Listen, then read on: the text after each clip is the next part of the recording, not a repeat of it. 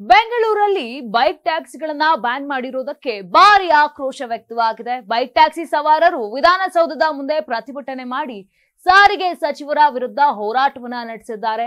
ಈ ಸಮಯದಲ್ಲಿ ಯಾವುದೇ ಪರ್ಮಿಷನ್ ಇಲ್ಲದೆ ವಿಧಾನಸೌಧದ ಮುಂದೆ ಹೋರಾಟ ಮಾಡ್ತಿದ್ದಕ್ಕಾಗಿ ಪೊಲೀಸರು ಬೈಕ್ ಸವಾರರನ್ನ ವಶಕ್ಕೆ ಪಡೆದುಕೊಂಡಿದ್ದಾರೆ. ಈ ಬಗ್ಗೆ ಮೌನವರಿಸಿರುವ ಸಾರಿಗೆ ಸಚಿವ ರಾಮಲಿಂಗಾರೆಡ್ಡಿ ರಾಜೀನಾಮೆ ನೀಡಬೇಕು ಅಂತ ಒತ್ತಾಯವನ್ನ ಮಾಡ್ತಿದ್ದಾರೆ. ಇನ್ನು ಸೋಷಿಯಲ್ ಮೀಡಿಯಾದಲ್ಲಿ ಸಾರಿಗೆ ಸಚಿವರನ್ನ ಕೆಳಗಿಳಿಸುವ ಅಭಿಯಾನ ಕೂಡ ಆರಂಭವಾಗಿದೆ. ಇತ್ತ ಹೈಕೋರ್ಟ್ ಆದೇಶದಂತೆ ಕಳೆದ ಜೂನ್ 16ರಿಂದ ಬೈಕ್ ಟ್ಯಾಕ್ಸಿಯನ್ನ ಬೆಂಗಳೂರಿನಲ್ಲಿ ಬ್ಯಾನ್ ಮಾಡಲಾಗಿತ್ತು. ಇದಾದ ಕೂಡಲೇ ಬೆಂಗಳೂರಲ್ಲಿ ಟ್ರಾಫಿಕ್ ಪ್ರಮಾಣ ಕೂಡ ಹೆಚ್ಚಾಗಿದೆ.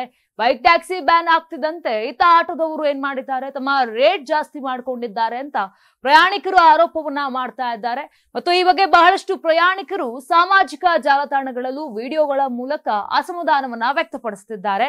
ಇನ್ನ ಬೈಕ್ ಟ್ಯಾಕ್ಸಿಯನ್ನ ವಾಪಸ್ ಏನು ಬ್ಯಾನ್ ಮಾಡಿದ್ದಾರೆ ಅದನ್ನ ವಾಪಸ್ ಪಡಿಬೇಕು ಅಂತ ಒತ್ತಾಯವನ್ನ ಕೂಡ ಮಾಡ್ತಾ ಇದ್ದಾರೆ.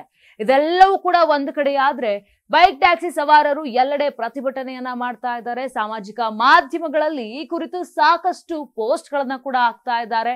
ಇನ್ನು ಎಕ್ಸ್ ನಲ್ಲಿಯೂ ಅದಕ್ಕೆ ಬಹಳಷ್ಟು ಮಂದಿ ರೀಪೋಸ್ಟ್ ಮಾಡಿ ಬೈಕ್ ಸವಾರರಿಗೆ ಸಪೋರ್ಟ್ ಮಾಡ್ತಿದ್ದಾರೆ ಮತ್ತು ಮತ್ತೆ ನಮಗೆ ಬೈಕ್ ಟ್ಯಾಕ್ಸಿ ಬೇಕು ಅಂತ ಒತ್ತಾಯವನ್ನ ಮಾಡ್ತಾ ಇದ್ದಾರೆ. ಈ ಬಗ್ಗೆ ಮೌನದಲ್ಲಿರುವಂತ ಸಾರಿಗೆ ಸಚಿವ ರಾಮಲಿಂಗಾರೆಡ್ಡಿ ಅವರು ಇದುವರೆಗೂ ಕೂಡ ಯಾವುದೇ ಪ್ರತಿಕ್ರಿಯೆ ನೀಡದೆ ಈ ರೀತಿ ಮೌನ ಇರುವಂತದ್ದು ಮತ್ತಷ್ಟು ಆಕ್ರೋಶಕ್ಕೆ ಕಾರಣ ಆಗಿದೆ.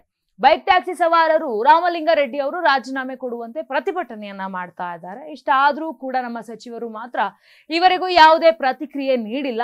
ಇಂದು ಕೂಡ ಬೈಕ್ ಟ್ಯಾಕ್ಸಿ ಸವಾರರು ಎಲ್ಲೆಡೆ ಪ್ರತಿಭಟನೆಯನ್ನ ಮಾಡ್ತಿದ್ದಾರೆ. ಬೆಂಗಳೂರಿನಲ್ಲಿ ಕರ್ನಾಟಕ ಸರ್ಕಾರವು ನಮ್ಮನ್ನ ಬೆಂಬಲಿಸಬೇಕು, ನಮ್ಮ ವ್ಯವಹಾರವನ್ನ ಬೆಂಬಲಿಸಬೇಕು ಮತ್ತು ಅದಕ್ಕೆ ಒಂದು ನಿಯಮಗಳನ್ನ ರೂಪಿಸಬೇಕು ಅಂತ ಒತ್ತಾಯವನ್ನ ಮಾಡ್ತಾ ಇದ್ದಾರೆ. ಜೂನ್ 13ರಂದು ಹೈಕೋರ್ಟ್ನ ವಿಭಾಗೀಯ ಪೀಠವು ಏಪ್ರಿಲ್ 2ರಂದು ಏಕಸದಸ್ಯ ನ್ಯಾಯಾಧೀಶರು ನೀಡಿದಂತ ಆದೇಶದ ಪ್ರಕಾರ ಎಲ್ಲ ಬೈಕ್ ಟ್ಯಾಕ್ಸಿ ಸೇವೆಗಳು 6 ವಾರಗಳಲ್ಲಿ ಕಾರ್ಯಾಚರಣೆಯನ್ನ ಸ್ಥಗಿತಗೊಳಿಸುವಂತೆ ನಿರ್ದೇಶನ ಕೂಡ ನೀಡಿತು. ಆ ಪ್ರಕಾರ ಬೈಕ್ ಟ್ಯಾಕ್ಸಿ ಬ್ಯಾನ್ ಕೂಡ ಆಯಿತು.